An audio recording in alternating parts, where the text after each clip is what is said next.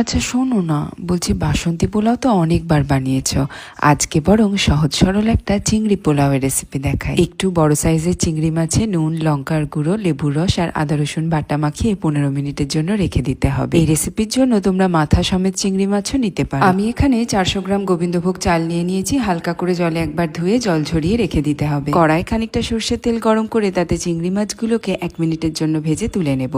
এরপর ওই তেলেই 1 টেবিল স্পুন ঘি গরম করে তাতে গোটা গরম মশলা ফোড়ন দিয়ে এরপর একে একে অল্প করে পেঁয়াজ কুচি, আদা রসুন বাটা আর টমেটো কুচি ভেজে নিতে হবে।